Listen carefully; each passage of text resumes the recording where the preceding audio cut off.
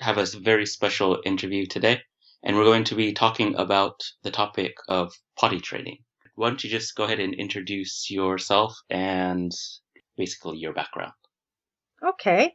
My name's Suzanne Wiebe. I'm from the London, Ontario, Canada area. I've been in dog training for 30 years. I started with herding dogs. I've run herding dogs. I've shown and done obedience training. I've worked with predator control dogs up in Northern Ontario to protect livestock from bears. And I also work with herding dogs like German Shepherds, and we also do border collies for PTSD patients. I'm a member of several different kennel clubs, the Canadian Kennel Club, the United Kennel Club, the Canadian Association of Pet Dog Trainers, International Association of Assistance Dog Partners, Association of Professional Dog Trainers, all my certificates on the wall. But I focus a lot on my continuing education. Normally in our center, our trainers get a minimum of 24 CEUs a year in dog training and behavior studies. We study bat, tack, clicker training, and we work a lot with working dogs. Any of the high drive breeds, Malinois, Taverns, any of the what are called the bully breeds. And we help people teach these dogs how to control their impulses so that they make good pets and are safe in the urban environment. Personally, I own several German Shepherds. I have a male from Mexico. I have 3 that are currently in sport dog training. 1 is also showing. And I still have my very first German Shepherd, which started out as a herding dog for our jumper horses when we had them. In the last 30 years, I've owned German Shepherds, giant schnauzers. I raced a team of huskies unprofessionally. And I bred and showed dachshunds, German Shepherds, and Chinese Cresteds. That's an extensive experience background, but I think it's just evidence of your qualification and you know what you're talking about. Lots of puppies in my life. Oh, very nice. This is going to be very appropriate for this topic. So I guess the first question is, I'm sure a lot of people have had experience potty training and they probably went about it all wrong. What are kind of the things or the ways that people go about potty training wrong? I mean, is there ways that people kind of go about it wrong and it actually just creates more problems? Yes. It's interesting that you put it that way, creates more problems, because a lot of the mistakes people make potty train eventually end up as aggressive behaviors. The first thing people do wrong is forgetting that they have a baby. They would never expect a 2-year-old to never make a mess, but they get a puppy at 10 weeks old or earlier, and they expect it to be potty trained almost from day one. Puppies can't hold it. Their bladders are not developed. You have to let their bladders develop. And that can be anywhere from 4 months to 8 months, depending on the breed of dog you have. And even sometimes if you have a good breed, it can depend on the individual dog itself. The second mistake they make is punishing. You cannot punish a dog for peeing. It's not a behavior. That would be the equivalent of punishing a child for eating. You eat, you sleep, you eliminate. Those 3 things are survival. So you have to first of all realize that your puppy's eliminating for survival. 1, either to mark that it belongs in the pack, so the proverbial lone male won't kill it. Even though it's not there anymore, that instinct is still there. Second, because it's just 8 and it has to go to the bathroom. When we're working with puppies, what we like to do is to shape their behavior. There is a lot of argument out there that if you start before 15 weeks old, you can actually create a new behavior. So step one would be to find a good breeder. Find someone who the puppies have a place to sleep and a place to go to the bathroom. If you can find someone who has a whelping box that's split, maybe about 10 feet long if you have a big dog, and the puppies can come and go at will, 2/3 of your potty training is done before you buy your puppy. If you're not lucky enough to get that, then we suggest setting it up so your puppy can have a bed and have a place to go to the bathroom. The second factor that you need to consider is time. Puppies go to the bathroom just after they wake up, just after they eat, just after they play. So you need to be focused on your puppy, learn its body language. It will tell you it has to go pee. You have to learn how to translate what it's doing and get it outside to go pee. And that said, when you do take your puppy outside, you have to go with it. If you want potty training to work quickly, the puppy has to feel safe. If you don't go out with the puppy, it's going to learn to pee everywhere. If it pees everywhere outside, it will pee everywhere inside. You want to make a spot in your yard about 10 foot square, and that's where the puppy pees. If you do that, the puppy will be more prone to pick spots to pee. So later on when you're taking it for a walk, it will only pee on a certain tree, but it will be much less prone to peeing in the house. Another thing you want to watch when you take your puppy out to go pee is make sure that nothing's scaring it. If your puppy's afraid, it will not pee, or it may do a short pee and save some. And then that's where you get the accident inside. So when you go out with your puppy, if it doesn't pee, if it's looking around, if it's hiding under your legs, take some treats, feed it some treats, take a toy, play with it, teach your puppy to relax. Once it's relaxed, it will go to the bathroom. So those are pretty much punishment, not watching the puppy, and not going outside with the puppy. Those are about the 3 biggest mistakes people make. Oh, that's certainly a good answer. You talked about a lot of interesting things there too. Just really quick, you talked about a whelping box. What is a whelping box? A whelping box is a specially made box that the mother dog has her puppies in. It usually has no bottom, and underneath it is a plastic layer. In our whelping boxes, we put about 3 inches of newspapers, and then above that, about 3 inches up, is what's called a guard. It's just like a railing, and so if the mother leans back against the wall of the whelping box, she won't squish a puppy if it's behind her.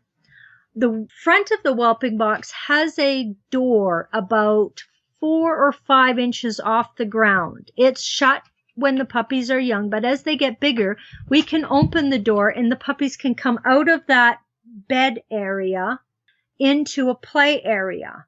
And at first they can come and go as they want. Someone is always watching them, so if someone gets outside and gets scared and wants help back in, then we will take them back in. And this is an indoor, this isn't outdoor. We believe in today's world, all dogs should be born indoors so they get used to our smells, our sounds, and human interaction.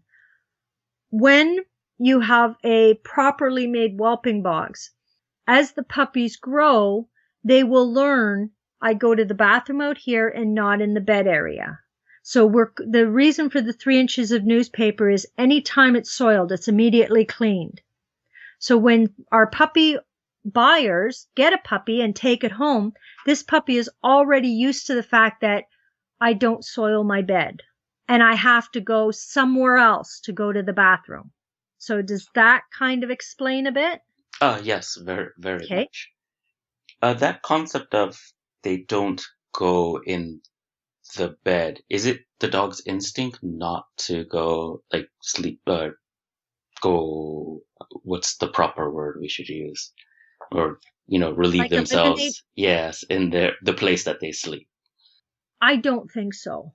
A good mother keeps the babies totally clean, and we have dogs that we go through almost no newspaper. She keeps the puppies clean. She stimulates them and cleans it up immediately. And so those whelping boxes are very clean. And those puppies end up being the easiest to house train. Then we have other mothers that are still good dogs. They're still doing a good job, but they're not as picky. Those puppies don't actually come out having problems, but it does take a little more work to house train them. Like if you compared the two litters, the second litter would include the puppy that won't go to the bathroom when you're watching or in your kitchen where you have the puppy playing, but it might go behind the garbage can to go to the bathroom. So it'll still go and hide, but it doesn't have that same where I live and where I go to the bathroom is a separate area. And you talked about like the 10-foot square. You want to Yes. keep that area. Is it a dog's instinct to always go to the bathroom in the same place? And you're kind of No, their instinct is to mark the edge of their entire territory, which we don't want in today's environment. The perfect idea would be to have your dog walk as you're walking down the street towards a public garbage can, to have your dog go to the bathroom there so you don't have to carry a pooper bag for 2 blocks. So what we're doing with the 10-inch area is first we want to get the puppy only going to the bathroom there. The next step, which you probably want to discuss later, is conditioning the puppy to go to the bathroom on command. Then we associate that spot with on command. And then as we take the puppy for walks later, we use that to teach the puppy first to go to the bathroom when we tell it to. And second, to pick a specific place on their route. That's where they go to the bathroom. So they'll hold it till they get to that place, go to the bathroom. And like I said, if you're either in a park, not on the street, and you're by a garbage can, or maybe you have the luxury of going out to a field. And so that's where your dog goes to the bathroom. It gives you more control. All of my dogs are taught to go to the bathroom on command. When we're going to a dog show, sometimes we're traveling 3 or 4 hours, and usually what I'll do is I'll find a secluded place with, cornfields on either side, and we'll go into the ditch, and I'll give them the command to go to the bathroom. Everybody relieves themselves. Then we're not making a mess of the showgrounds. Okay, I think if everybody could get their dog to relieve themselves on command, they'd be very happy. So I think, though, let's talk about. I want to ask this next question. How should I phrase it? A lot of these people, I just called the audience these people. Sorry if I offended you, but the audience, they not on your level of expertise. So the next question I want to ask is, if they're starting from zero, let's say a puppy, what's the process that they have to go to? Let's kind of do it like in a timeline form. Let's start with, it's just a puppy. What's the process? What kind of, let's start with, do they need any tools or things? What's the preparation? What kind of things do they need? Let's start with maybe the bed. Should there be a crate? What do they need before they get started? Someone who just got a puppy or is preparing to get a puppy. Well, I'll answer this as if you just purchased a puppy from me. Okay. The first thing I tell people to do is get a crate. The crate should you'll need 2 crates in the puppy's life. Really quick, can you just explain what a crate is? Okay, a And crate. also some misconceptions and myths and what a crate really is. Okay. A lot of people have the idea that a crate is a cage, and the wire ones do look like a cage. We don't suggest the wire ones for puppies for several reasons. First, they can get caught in it. They often can get a foot caught out of it. If you're not home when they get a foot caught out of it, or they pull a tooth on it, they've got their legs stuck under a wire, serious damage can be done before you get home. We use the new fiber crates. They have mesh. They are completely canvas. There is no way a dog can get out of it. Another crate we have used for decades are called Very Kennels. There's several cheap versions of Very Kennels, but we use the Very Kennel brand mainly because we have never had a dog get out of it, break it. If something does fall off, like one of the screws come out, it's on the outside of the crate. There's another new kind with knobs that turn to lock the top and the bottom of the crate together. So you have like a den. It's a completely closed in den with some vents around the top. We have good success with them too. I've never had a dog break them, but they do seem to be a little more flimsy. So if you're going to have a big puppy that's really rambunctious, you may want to stick with the Very Kennels. So this den gives the puppy a safe place. The puppy has gone from being with its mom and a whole bunch of litter mates to a strange place with new sights, new smells. The number one thing we tell people to do is to get either a crate, or if you get some type of a room where it's not too big, the puppy cannot explore more than maybe the size of an average bathroom, but a crate is preferable because you don't want to overstimulate the puppy. Puppies are going to go through 3 very serious fear stages before they're 6 months old. This is where you get puppies that are afraid of thunder, afraid of people, afraid of sounds, sights, lights, movement. It's because they were overstimulated. You weren't there to help them. You were at work. You may not even have known the puppy was having a problem. And so when you have the puppy way out in the big world, there's too much for it. The crate effectively takes the world from everything you can see around you right now to tunnel vision. All that is in that puppy's world is right in front of its eyes. So that's all it has to deal with. And they're much less likely to be afraid. If you use a crate, your dog is less likely to be fearful when it grows up. I'm not guaranteeing it won't be, but from 30 years of experience, the dogs that grow up in crates are the ones that you can take we can take to like the pet expo. We took a 10-month-old puppy. There were 500 people in the stands. There was dock diving at one end. The food courts were at the other end. And she was doing a off-leash scent demonstration for a crowd. And she did perfectly. She had no fear of the distance. She was confident. This same puppy later was attacked by another dog at another venue. Yes, she went through all the fear, but she's come out of it because she had that slow, good, solid foundation at the beginning of her life. So I know to us, if we're going to put human emotions on a puppy, yes, we don't want to put her in jail. But when you look at it from a puppy's point of view, that everything around them is alien. So you want to just introduce them to new things a little bit at a time. A puppy is actually a crate is actually a safe place for a puppy.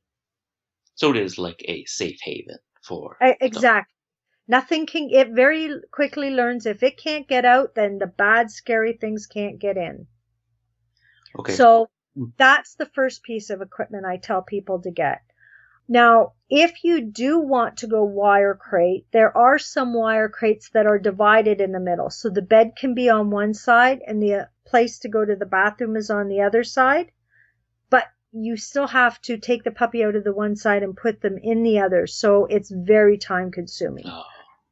So that's my first thing. My second thing is go to the corner store and get all of the yesterday newspapers they can get you. Have at least a 3-foot stack. If you can put these papers down on the floor and that's what your puppy pees on instead of your carpet, instead of your linoleum, then you have everything covered. Then your puppy's not going to leave scent marks in the carpet that it's going to go back to later to pee. So that is like something we do. Like if we're going to introduce, we have hardwood floors, but even the hard plastic surface over the wood will absorb the urine smell. So if we're going to introduce a puppy into the house, we do it only in the kitchen. We have the kitchen completely closed off and we'll put newspapers across, maybe about a half an inch thick. That gives us plenty of time when we see the puppy starting to pee. We carefully, without panicking and yelling or anything, we gently lift them up and out the door, which is right there. Then we can get the papers up before the pee soaks through. Good puppy. We're outside now while the puppy's finishing. Yay, good puppy. Lots of loves, lots of kisses. It has no idea what it's done right, but it's happy, and happiness happens outdoors. That makes peeing a good thing when it happens outdoors. Another thing we suggest is to set a strict feeding time. Puppies normally eliminate 20 minutes after eating. So if you want to speed house training up, you feed at 8 o'clock every morning. If you feed 3 times a day, you might feed at 8, noon, when you come home from work at noon, and then maybe at 7 o'clock at night. And then 20 minutes later, start watching your puppy. It will start to pace. It may start to nose around. It may lose interest in you. It may lose interest in a toy you're playing with.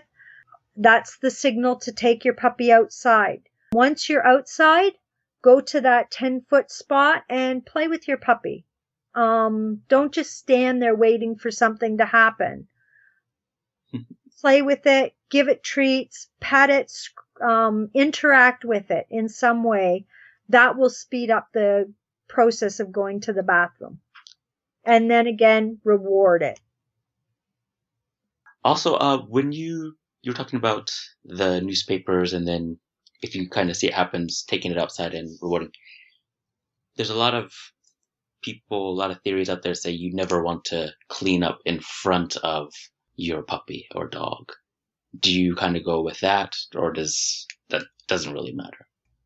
Like you don't want the puppy to see you cleaning up its That's one excrement. of those things that you, probably if you're around dog trainers a lot, you'll hear that the only thing 2 dog trainers can agree on is that the third one's doing it wrong.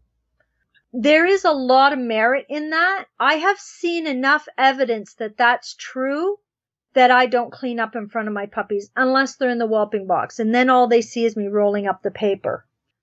My biggest evidence of this is a woman who constantly cleaned up after her Dalmatian. She had 9 of them. And she would be standing there when they went to the bathroom and pick up after them. And every one of her dogs ate poop. She worked with a behavioralist and she got to where she wasn't picking up, and within 6 months they stopped eating poop. Oh. So on that theme, I would say yes. Does it speed up the potty training process? I don't think so. If you're going to clean up from your puppy and your puppy has seen you pick up the newspapers, or if you've wiped it up off the floor with a towel or something, take the puppy and the towel out to your 10-foot space and drop it there. Oh. So it's there. Dogs are very associative. So if the pee goes out there, then it'll learn that's where it goes too. But the main thing is to watch the puppy. The more you can watch the puppy and learn to read your puppy's behavior, the more the dog will tell you what it wants. We see this all the time in the training center. We'll be working with some high drive dog, in a big tough Malinois or German Shepherd. And all of a sudden it'll start like cuddling into its owner's hand. It's telling the owner I have to go to the bathroom. And the reason it does that is because it learned that if it communicates to its owner will respond and will pay attention. So if you learn this off the bat, you will have a dog that when it has to go to the bathroom after, a few weeks even, it will start coming to you and telling you. One thing that is really catching on big now is hanging a string of bells on the back door. And when your puppy goes to the bathroom outside, you shake the bells. And then when you open the back door, you shake the bells. And the puppy learns when it has to go to the bathroom, shake the bells. Oh. And now that is a timing thing. Most people will probably not want to go to the effort of doing that, but it is wonderful if your dogs actually learn. We use this for training the service dogs because their owners can't always be aware enough. So the dog actually asks to go out. And some people have a electronic dog door, and the dog, when it has to go out, it will hit a pad on the floor that will ring, and the owner has a remote that will open the dog door. So there's lots of little things you can do if you're willing to communicate with your dog. Wow, that's interesting, the little buzzer. But yeah, I think the bell, if you work hard, the payoff is big, huh? Oh, amazing. Yeah.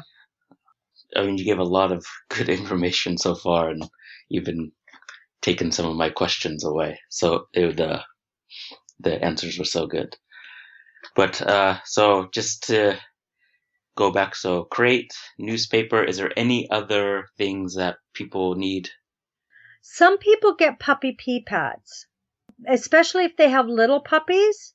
When I bred the Chinese cressets back in the day, I won't say how long, I'll date myself, but I was one of the first people to bring them over when they were actually hairless dogs. And of course, they couldn't go outside in the winter. So we trained them that they were allowed to go on we would put a puppy pad in a cat litter box and they would go to the bathroom there. I think that every little dog should learn that because there are just times when there's just too much snow outside. You're traveling. And this is another thing people forget when they have a little puppy. They want to take a puppy to the cottage. They want to take it to the beach. They want to take it everywhere with them. But again, you're overwhelming this puppy. So if you don't bring something that the puppy's familiar with, it's going to be too afraid to pee. Because remember, it still has primal instincts. And those primal instincts say, if I urinate away from the den where I can be protected, then the big wild packs of hyenas are going to come and get me.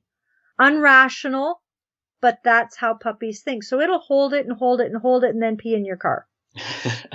So, which is probably very frustrating for the owner, right? It's frustrating for the owner because most owners don't understand why.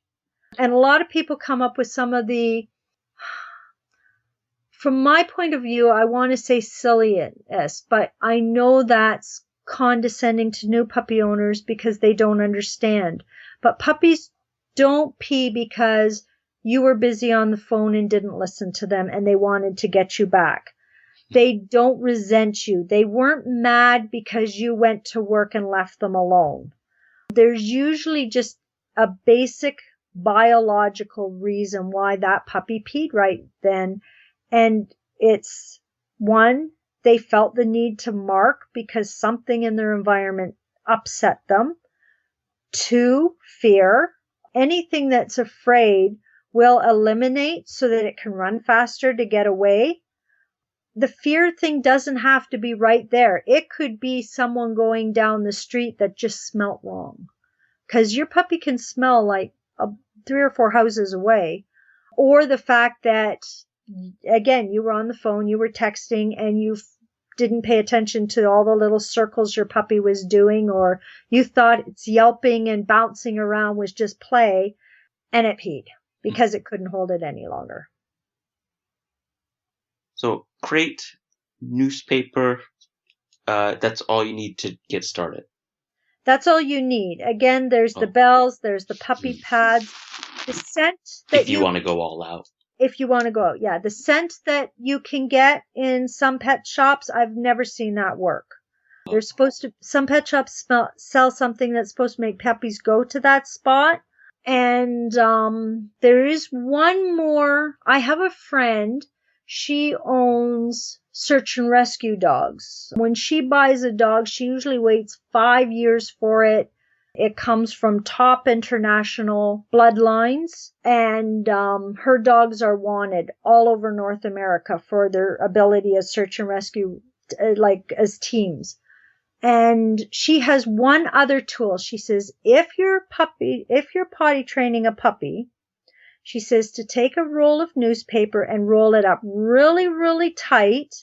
And when your puppy pees on the floor, smack yourself across the back of the hand and say, I have to do better next time. She says it as a joke, but it does show you that the onus for puppies going pee outside is on you, right. Not the puppy. Right. And actually, you've given a lot of good information. I think it's all pretty much there. But I kind of want to, can we just go through do something like go through like a day of give the people like a blueprint, like a day, like a person who doesn't work, who's home all day, and maybe a day of someone who does work, what they should do. Because you gave things like time, feed 3 times a day, the 20 minutes. Is there I give you a day out of our life when we have 8-week-old. Oh, okay. That'd be great. The first thing we do is we're usually, depending on the time of the year, we're up with the sun. So we like to have puppies in the spring so we don't have to get up at 4 a.m. So we get up with the sun because that's usually when puppies are up, and we feed everybody. As soon as we feed everybody, the whole little pack goes out, and we are blessed with having fields around us. So we walk out into the field, and that's where we have our first play time, and they go to the bathroom. I go to the same place every time. They go to the bathroom. We have a little bit of relationship games, a relationship building. Mom dog has a chance to go around and, be away from the puppies. And this usually takes us about 15 to 20 minutes. So they've eaten their breakfast, and then they've come out, and then we take them in, and they'll usually play for a while. About an hour later, we'll start taking them out one at a time. They each get about 10, 15 minutes of play, a little bit of training. We start building imprinting skills, impulse control, because we have high drive German Shepherds. So we start with some impulse control. We imprint them on us, especially on our hands. That takes about 10 minutes each. Then they'll sleep. Usually about 1 o'clock in the afternoon, we'll feed them again, and we go through the exact routine all over again. The reason we do it at 1 is only because then after the puppies are taken care of, I have to do all the other dogs. And we have dogs that to exercise them takes me on a quad for 10 kilometers. And we do our dogs 1 or 2 at a time so I can watch and make sure nobody's pulling a muscle or something. So that's the only reason we do 1 o'clock. We go through the whole routine again. We feed them. We make sure we feed raw. So we make sure there's extra water in the raw. If anybody needs to be cleaned up again, we clean them all up. Then we do the same imprinting, have fun with them. We want them to start believing that people are the most wonderful things in the world. Then again, they're back down for a nap because puppies spend most of their time sleeping. In the evening, as things quiet down, usually the wind quiets down, so we don't have to worry too much about scents coming across the fields. That's when we'll feed them, clean them up, play with them for a little bit, not as much as earlier, but then we'll take them all out and we'll go for a walk. And now, mind you, at 8 weeks old, the walk is usually, 10 yards one way and then we come back. That takes about a half an hour. And then back in. They usually don't sleep at this time. They do a lot of playing. We do a lot of socializing at this time. We have a little ball pit. We have different surfaces. We have mats, we have rubber, we have plastic, we have laundry baskets. We have things for them to crawl over. We have some agility equipment. By about 8 weeks, they probably will have an agility tunnel in their play area to run through. What else do we have? Oh, we have a little water pool, all different things for them to experiment. They might not experiment everything in one day, but that usually takes about a half an hour. If someone's showing shyness or fear at this stage, back in the house. Give the puppy time to grow up. It doesn't necessarily mean this won't be a rock solid service dog or even, a police dog or a sport dog when it grows up. It just means today is not a good day for that puppy. So take him back inside. And then about 9 o'clock at night, we do the same thing. Less stimulation and play, more cuddling. We touch their toes, touch their head, run our hands all over their body. With their German Shepherds, we like to have a little bit of time on their back so they learn to lay on their back and not be afraid. And then mom gets them for the rest of the night. Or if you were buying a puppy off me, I would tell you just to let the puppy fall asleep with you. This would be the time where you would determine whether your puppy was allowed on the couch or not. If it's not, then sit on the floor with your puppy. You shouldn't have any accidents. You may have one last one before bed. The puppy will probably, if the sun came up at about 6, if we're talking like April and the sun comes up about 6, the last feeding will be somewhere between 5 and 6 at night.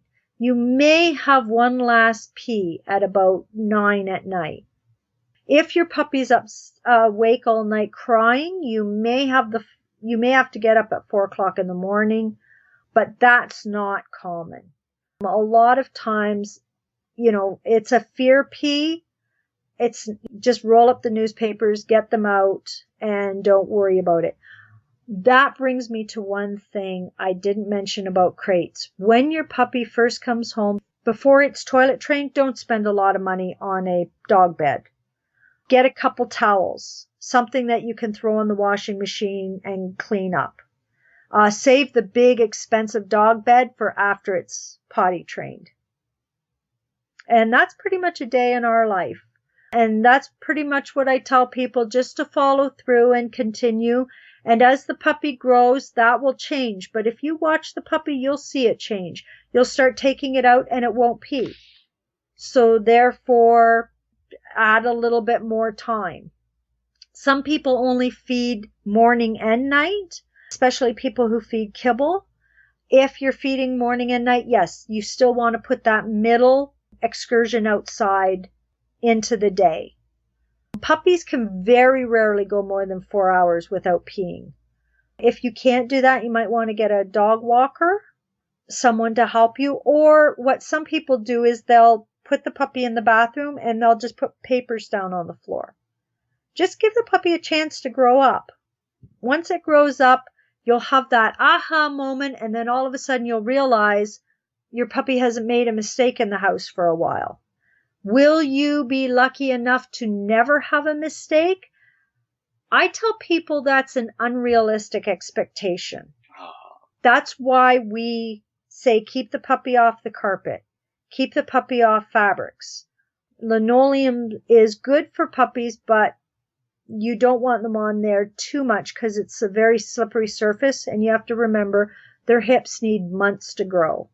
And if it can't get good footing when it's young, that's not good for it. So there's where the newspapers come in. And again, like I said, when we started this, some puppies are going to be great. Other puppies are going to be a nightmare. We know people, they were taking their dog out every 2 hours because if they didn't, it had an accident. And that was just that dog's bladder took 8 months to grow. At 8 months, one day it was like poof, and it was all gone, and the dog never had another mistake. In fact, that dog ended up, the owner's wife was a trucker, and she started taking the dog with her on her runs. wow. 6-7 hours without having a mistake. Just, Wow. It's just a fact of nature. Some kids are potty trained at 2. Some don't really get it till they're over 3. And is that a big key that a lot of people overlook is that, well, first of all, they probably want to get potty training done quickly, and a lot of products say we'll get it done in this amount of time, and they think that that amount of time is the amount of time they need to get it done, instead of realizing that every dog is different, and some dogs are faster, some dogs are slower, and it's more, I'm not talking about breeds, but more just the personality of the dog and the bladder size and all those factors that come into play. Yes, that brings up a good thing about products. You have to remember when you walk into a pet shop, everything is made to either incite an emotional response in you or to meet a need you feel you have. It has nothing to do with your dog. So you'll find products that say we can house train your dog in 10 days, hoping that you're one of the people that are totally frustrated with messes on your floor, and you'll buy the product. It has very little to do with whether a puppy can be house trained in 10 days. Right. But that kind of puts out the misconception that it should be done in 10 days, and my dog's not doing it in 10 days. Well, before the call, you mentioned clicker training. Yes. Could you talk about a little bit about clicker training? Okay. Clicker training is fantastic. It is a way of teaching a dog how to work with you. You condition the dog. It captures behaviors. So hitting the clicker the moment your dog starts to pee and giving a treat when your dog finishes peeing, will that have dividends later? Yes. I have a dog. She does agility, rally, scent. She had titles before she was a year old. Now it takes me 10 minutes to teach her a new behavior. She has 28 healing commands, and that's all with a clicker. But what you have to realize is going pee is not a behavior. It is a biological response to a full bladder. You cannot use a clicker to teach that bladder not to get full so fast or to hold it. So while you can click and you can probably help the puppy associate faster when it goes pee that it should go pee outside, clicker training won't teach puppies that they have to go outside.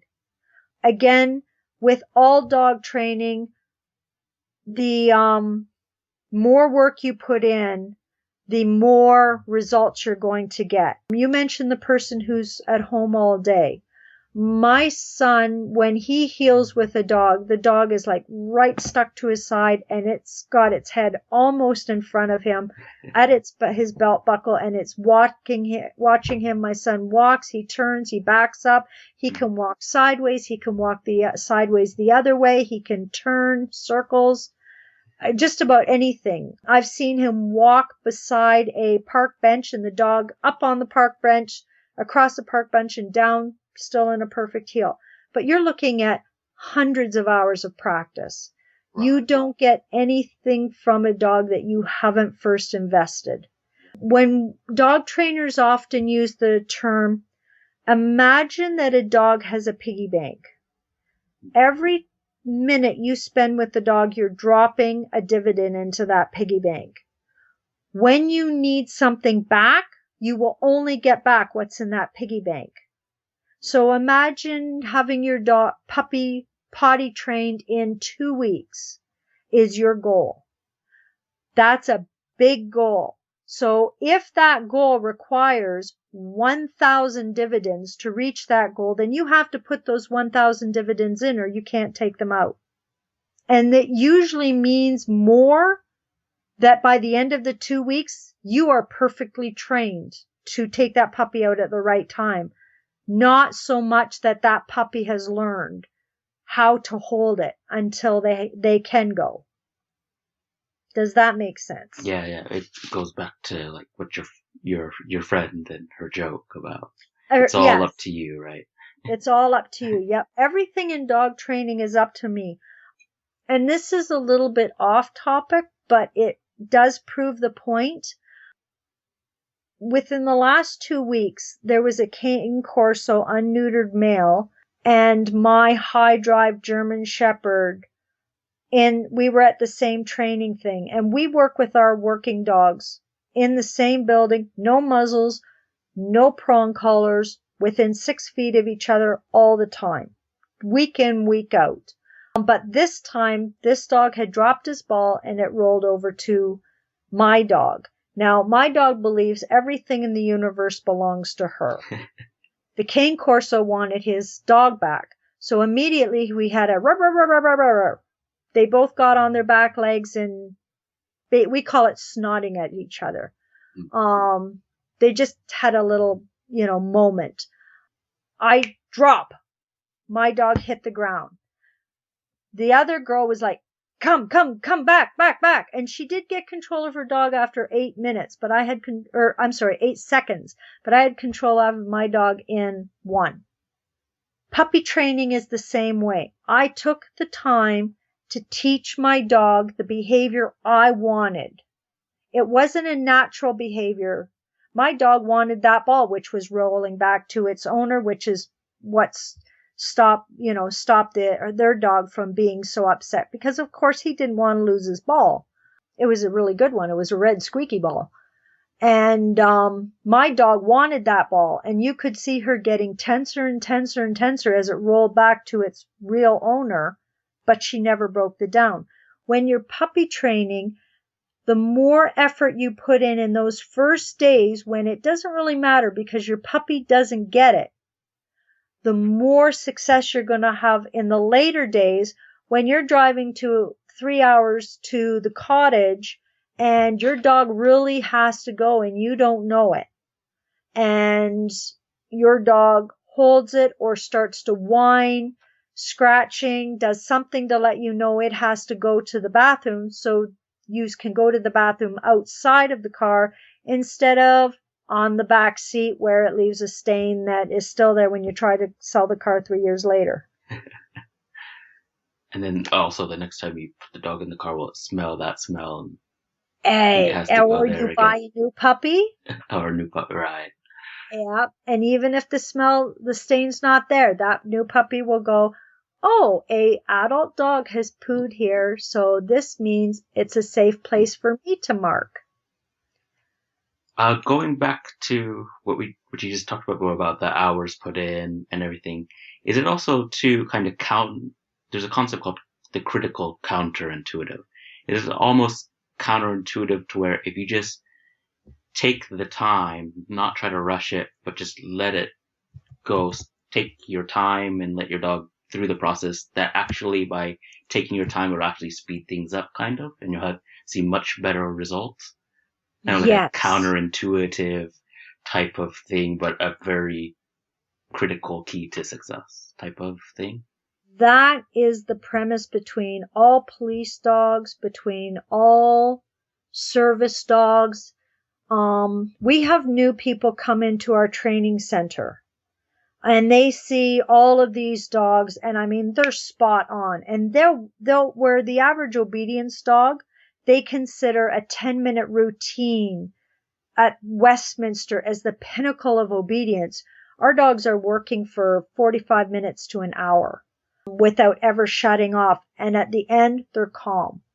And this is what they want. The first thing they do is they come in with their prong collars and, their treats and their clickers and everything. And we pull off the prong collars and we put them in the back ring. We have rings with 4-foot walls. We put them in the back ring. We give them a squeaky ball and we tell them to play for a half an hour with their dog. The more you spend time with your dog, not worrying about training it, playing with it, the faster your dog will learn. The more time you spend building a relationship, petting your dog, doing Tellington touch massage, giving it treats, even if your timing on your clicker is so far off that it's has absolutely no value for you, that engagement is what counts. And we tell people engagement and play is not throwing the ball. Not taking your dog to the park to run around. Engagement and play is anything you do with your dog where you are both looking at each other. So when you're playing with that puppy, if you're playing come and chase me, or you're playing I have a little rag, bite the rag and pull it and play tug. When you're getting the puppy to touch your hand and then you put a treat in the hand, pick which hand. We put a treat in one hand and which hand, and, we wave both of them in front of the puppy and the puppy goes after the hand with the treat and we give it the treat. Anything like that is the type of training you were talking about. It's an interesting little game. I remember playing hide and seek with little puppies as a kid. With the puppies. Yep, that is a excellent engagement game because the whole premise is the reward is finding you. It goes right back to what I said. You are the most wonderful thing in the world because, yay, I found you. Okay, I have another question. Going back to you were talking about falling asleep with your puppy and you had it on your lap just sitting on the floor. And you want to keep the puppy away from the carpets and stuff. Well, if there is an accident on like the carpet, say the carpet or the floor, is there a best way to clean up after it? Immediately. And what product should you stay away from? Is there a home remedy? Like you just whip up with stuff you have at home? What's the best way? Is water just fine? What's the best way to No, water's not fine. Puppy or dogs can smell 1 part urine to 40,000 parts water. You need something to break the urine down. If you want to go totally high tech, go to a feed mill or a farm supply store and get a product called Virkon. It's what the vets, or go buy some from your vet. It will kill everything from the bubonic plague down to fungus.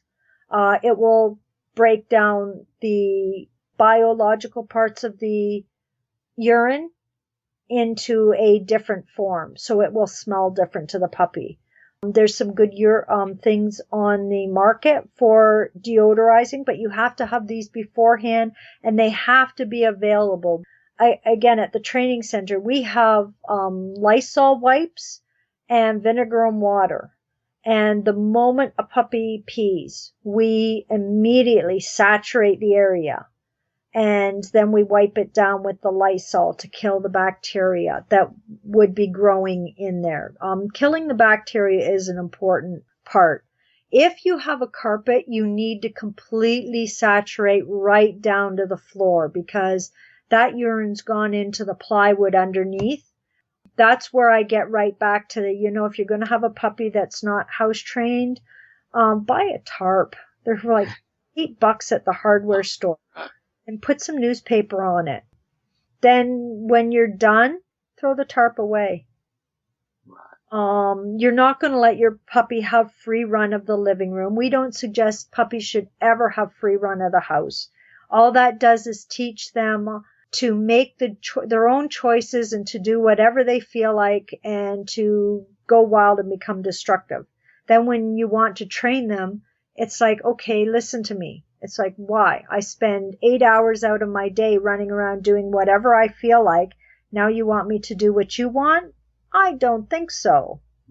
Again, and that is also part of what you were talking about before, just focusing on the puppy.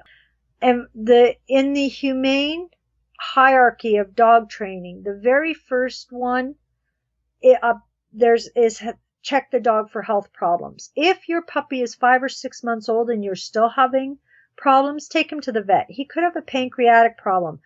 If the urine smells really strong, if the urine is too frequent, if the puppy seems to be in pain urinating, immediately get him to the vet. There are some very serious and even lethal bacteria puppies can pick up. A puddle at the park that looks totally benign to you could have coccidiosis in it if a bird pooped in it. That could kill your puppy. So don't wait till your puppy's really sick before you go to your vet. Watch how, maybe those extra pees in the house are a signal that your puppy needs to visit the vet. The second one is environment. Change the environment. If it means, putting a mat down, puzzle mats are also great. They have them for kids, playgrounds. Those like the foam ones that it's like a puzzle. Oh, okay, right. And again, we have 8 of them. We have them outside of the whelping box. So when the puppies jump out of the whelping box with a little bit of pee on their paws, it gets in the puzzle mat. When we're done, it goes in the garbage. And they're gone. There's no scent left behind. We can throw all the puppy training stuff away. Same as you throw diapers away for babies. The main thing is to try and prevent it. When it comes to taking it out, a lot of that depends on whether you've got a smooth, non-porous surface or whether you've got a wool carpet. Beyond that, I really don't want to make a recommendation because I'd hate for someone to watch your video, use a product I suggest, and it wrecked their Persian carpet. You wouldn't be happy. Now, the next question, I only have a few more questions. The next question is, first off, you gave it a lot of good information, and I thank you very much. I think everybody's going to find a lot of great value in it. Talked about all this time puppies. Now, some people may have adopted an adult dog and are having problems. Is the things that we have talked about until now all just the same? You take the exact same strategy with an adult dog, or are there some differences? And if there are, what are those differences? Okay, yes, there are a lot of differences with adult dogs. If you've adopted a dog, the first thing I suggest, you're going to have 2 weeks of a honeymoon period, and then you're going to start seeing problems. I always suggest if you've adopted a dog, find a humane trainer in the area who has studied dog behavior. Don't take their word that they're a behaviorist. Ask them what organizations they work with. There is no certification or regulations for dog trainers, and behavioralists get more money than a trainer, so people just call themselves a behavioralist. Is there is there a series of, you asked which organizations, is there any other questions that should be asked when interviewing behaviorists or trainers? Or is there any criteria that people should basically if they're worth their salt, they either have a CPDTKA or a CCDTKA certification. They'll be able to run off a whole bunch of credentials for you. Mainly, a good behavioralist is something like a psychologist or a counselor. They're probably logical personality temperaments, which means they're always reading. Ask them who their favorite is. Is it Patricia King? Is it McConnell? Dunbar? You don't need to know all the names, but if they start shooting off, oh, I prefer Dunbar and that type of thing. If they talk about, being members of, like the IAAB, IAABC. Yeah, I had that right. At least, certified professional dog trainers. Look for something like that. Ask them how many CEUs they got that year. That's, I would think, the most pivotal question. CEUs. Continuing education units. If they haven't taken any courses, ask them what books they've read, what books they recommend. If they can't snap these off quickly, then they're not worth the money. And this is going on about 15 years of experience. Just, working with different. I know someone right now who works for a rescue. She has absolutely no experience. Her complete training is watching free Cesar Millan videos on YouTube. And yet she is taking dogs with bite histories and certifying them safe and putting them in homes with kids from this dog rescue. Be very careful. But anyways, the reason why we got onto this was for adult potty training. Find someone so that they can walk through with you and they can anticipate some of the problems you're going to see before you see them. So they can start you doing things to prevent problems before they arise. Adult urination is usually marking territories. We have this beautiful male we bought last November. He is going for his grand championship. He was originally born at a top international kennel in Mexico. I picked him up in Manitoba. He was too big to fly, so we had to do a 40-hour train trip. And he was rock solid in temperament the whole way. Amazing. There were other dogs in the baggage car. He ate, took him out to go to the bathroom, went to the bathroom. No problem whatsoever. We got home. He met my husband, and there was no way he was going to share me. He had a couple arguments with my husband. The next day, he jumped on my husband's side of the bed and peed on his pillow. Is it territorial? Yes, he was telling my husband he could move along and have one of the other girls, but I was going to belong to him. My husband did the right thing. He lifted the dog off the bed, he put him in his crate, and we cleaned the bed. Do not punish, especially if you own a working dog or a dog from working bloodlines, because you have to remember, working bloodlines means this dog was trained that when it hit a problem, to meet that problem and to raise the bar. So if you start force on force, a working dog is going to meet you every time, even if it's a cute little Australian Shepherd or a Border Collie. Like match you back with the force that you give? Yes. Even if it isn't biting, it could be stubbornness. If you don't use force, if you just show the dog, no, you do this, you're going to be taken away from the family. You're going to lose your freedom. That will work. Probably within 1 or 2 tries. My husband, he very easily showed this dog, I'm bigger than you. This is my place, and no, I am moving you, and that crate is your place. That was the first and last time this male had an accident in our house. If my husband had have tried the shoving his nose in it, the dominance theory, I'm going to pin you to the floor, put a shock collar on him, any of those type of things, they would still be having this fight 5 or 6 months later, and it would probably escalate to chewing holes in his bed, destroying his things, and it may even escalate to a bite. Essentially just creating more problems than you exactly had in the first place.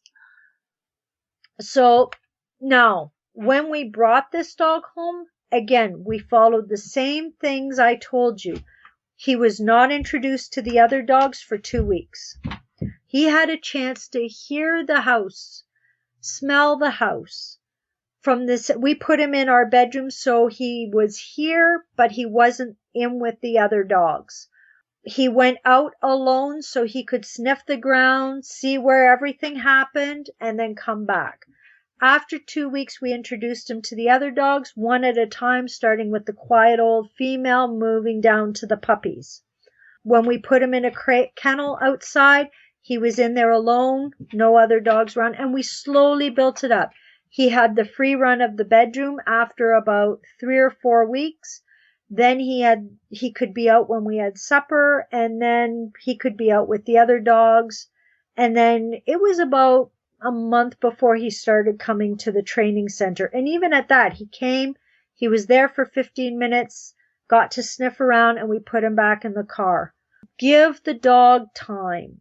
Don't overwhelm him. One of the biggest mistakes I ever saw was we sold a pick of the litter working dog. And we got this dog back 4 or 5 months later, totally ruined. We tried for 9 months to help this dog, and we could not overcome the trauma this dog had suffered. In the first weekend, this dog went to a dog training center, went to be groomed, went to the vets, went to 5 different families' homes, met 18 different dogs, was on 3 different dog foods.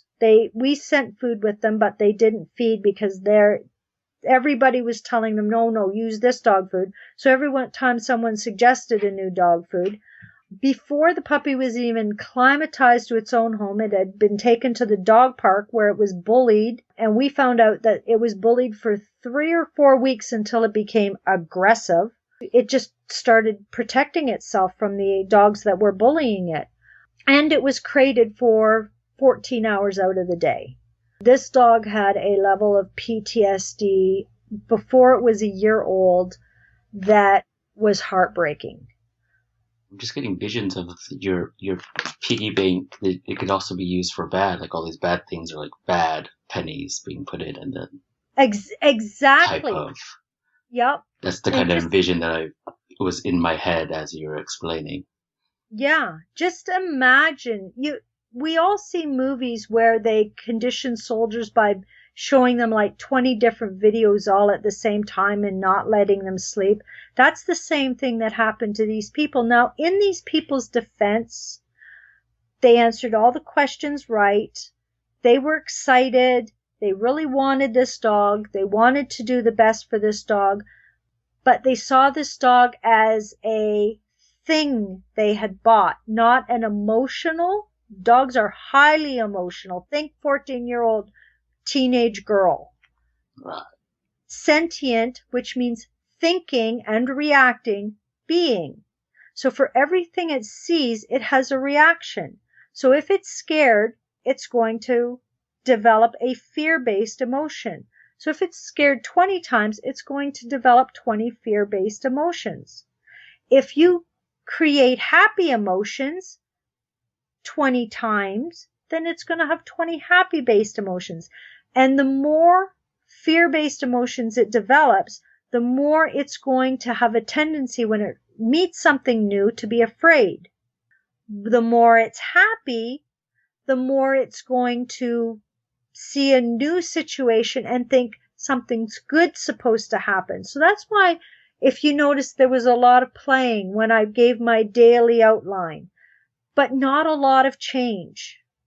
Little tiny bits, one at a time. Let the puppy go. Eventually, at about 5 or 6 months, your puppy's going to be wanting to explore everything. And that's when you guys can go out and meet the world.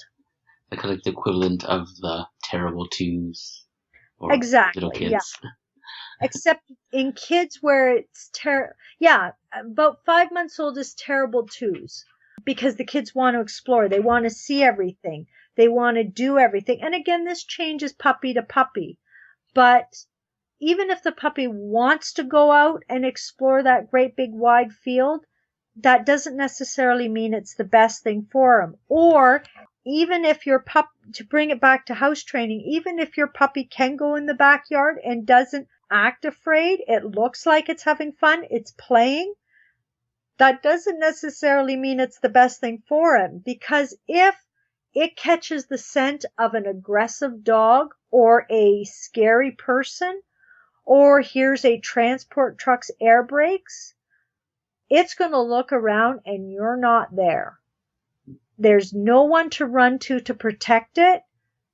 There's a fear emotion without even leaving its backyard. And so potty training and going in the backyard is now associated with fear. And, you know, there's that one black dividend dropped into the thing, which is going to pop up someday in the future and proverbially, using a trainer's term, bite you in the butt. It's like small, but the effect is so big. 'Cause I'm sure a lot of people take a dog outside and sure like that, you know, that truck's brakes, the puppy got scared and the owner didn't realize that the puppy's scared and just like, I take him out to the yard every time and it won't pee, but then goes in the house and then they get frustrated. Yeah. And now that they just realize that small concept, I think it's just so, it's small, but it's, the effects are so huge. Yes. And like I mentioned earlier, this explains that where that puppy is now afraid, it's not going to go to the bathroom. So it comes in and 5 minutes later pees and you're upset at the puppy, but it was because the puppy was afraid. Now here's something free for your people. If your puppy is afraid, drop about 15 really high value treats. Like, have your regular dog treats, but have like about 15 little pieces of cheese. You have 10 minutes to change a puppy's emotional reaction to a stimulus. So let's say you're walking your puppy and a dog jumps and lunges and your puppy's cowering behind you and that. Quickly get your puppy out of this situation and sit there and play. Sit on the ground in front of it, have it in your lap, feed it cheese, play with it. If it won't eat cheese, you know it's afraid. When it starts to eat the cheese and it starts to play with you, you know your puppy's ready to move on. If after those 15 pieces of cheese are gone, your puppy's still not ready to move on, go home. Even if you're only 20 feet from your house and your puppy hasn't had its walk, go home.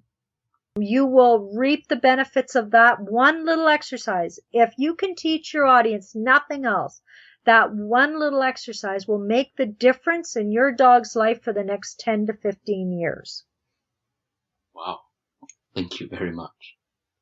Now, when it comes to those value treats, you said cheese. Does it matter the cheese? Is there cheese that dogs can eat? There's cheese that dogs can't eat? Is there any recommended? Is there a way to test to see which one your dog values most? The best test for treats is, if your puppy doesn't get diarrhea, it's a good treat. Oh. Okay. Don't use liver. Puppies often get liver. Or if you want to test liver, just tiny amounts. We use lung. We're lucky. We have one of the best raw food plants in Elmer. It's called, can I give a plug for them? Sure, go ahead. It's called Raw for Pets. She started into making raw food from feeding her dogs for years, and she has very good dogs. She started to discover dogs who were fed raw by the second or third generation. They're smarter, they're stronger, they have less cases of hip dysplasia, and there's a whole bunch of other things. Again, let me qualify this by saying this is her experience. This is not clinical research. This is just her experience and the experience of a lot of people who feed raw. But anyways, I feed lung from her because she doesn't add anything. It's good human grade lung, free dried the day it comes in and packaged and sold. She doesn't do months and months in advance. If you're going to feed out of a store and you give your puppy lung and he's really not interested, or again, liver or something, a biscuit, anything, and that puppy's really not interested, then be very wary about the quality of that. It might be more chemicals or from dead animals, out of the knacker's truck. Switch to something else. As for cheese, just dogs love cheese. But you have to make sure that's your puppy's motivator. Another story is a Great Dane I worked with. This woman couldn't get this Great Dane to do anything. The second time I did a consult with her, we're trying different things and we realized affection. And so when this dog did something right, she gave it a scratch on the head. Well, by the end of that session, the last 8 months of obedience training that she had been working on this dog with that never had any effect clicked. And by the end of that, I think we were 40 minutes, she had a new dog. Just because the dog, it was affection for that dog. There's 3 motivators: food, affection or physical contact, and play. And play is usually toys, tugs, something like that. So even though I say drop the food, yes, still drop the food. But if your puppy's main motivator is toys, if it won't eat the food, or as soon as it starts to eat, bring the squeaker ball out and get a game going. And then get your puppy happy. If your puppy's happy, or your dog, if your dog's happy, then continue your walk. If your dog's not happy, go home. Giving a lot of great stuff here, even besides potty training. So a lot of bonuses, I feel. Thank you. Thank you very much. I think we've covered a lot of things. Is there anything missing? Is there anything that you feel that we haven't talked about that is important? Anything I think important? about the only thing that I would add is success or failure in dog training depends totally on the dog's stress level. When we run, our main program is a 10-session, 3-month course, and it's 1 hour with the dogs. And when we're starting with these dogs, some of them have serious problems. I have a 16 by 4.5 foot plexiglass wall. The plexiglass is the same plexiglass that is used to stop forklift drivers from driving into people and factories. And this is between me and many of my clients when we first start. And up to 40 minutes of the very first session is usually nothing more than letting the dog explore and playing with the dog.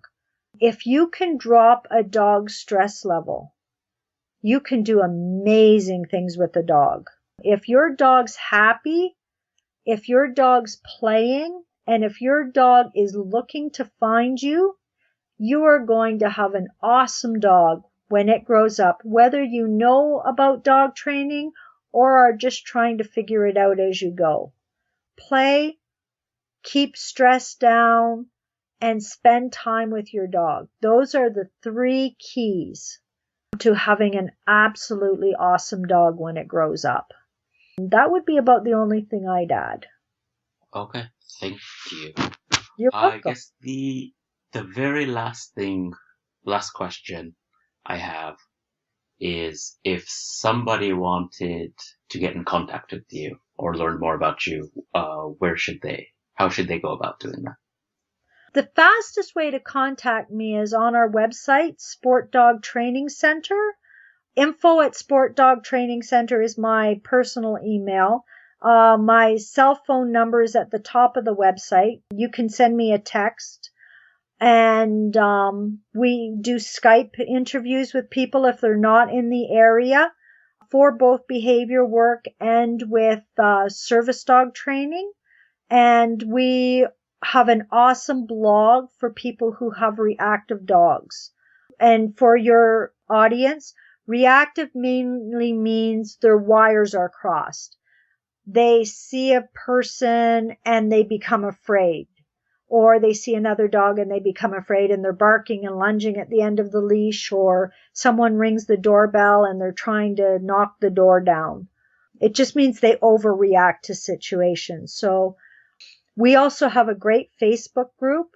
If you join, we're Sport Dog Training Center on Facebook, And you can find a link to our other group, which is basically the London St. Thomas Dog Trainers. And we have a Facebook group called High Drive and Reactive Dogs.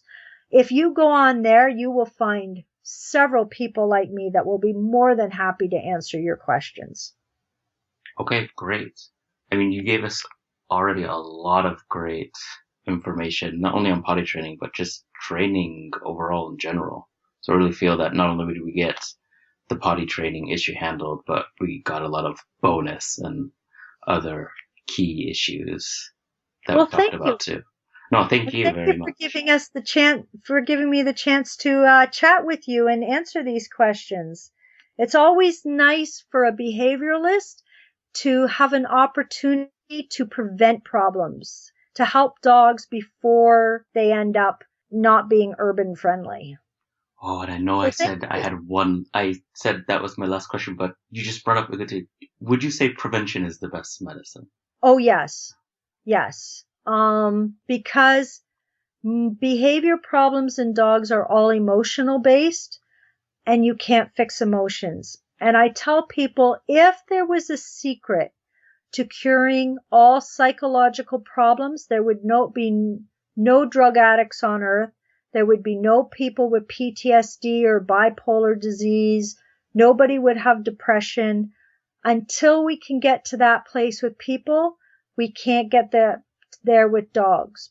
And because mainly we can't talk to dogs. You can't send a dog to a therapist and have the dog, say, there was this big sound and, oh, it's just a truck. Oh, that's all it was? Oh, okay, I don't have to be afraid of it. You can't do that. And if a dog's been attacked at a dog park, you can never convince that dog you will never be attacked again. So yes, prevention. Get your dog through the first 15 months. And then you'll have a rock solid dog for the rest of its life. It may mean you got to stay away from the dog park even though you want to go. It may mean you can't take it to Christmas dinner where there's going to be 8 other dogs and it might get bullied, and the rest of your family has their dogs. If you can give your dog a good first 15 months, it will give you a fantastic 15 years. Well, I think that actually is the best way to end this interview. I think you just I had a good time. I had a good time too, and I encourage everyone to check out your page, Facebook page, and get in contact with you. You certainly know what you're talking about. And thank you very much for taking the time to do this interview. Thank you.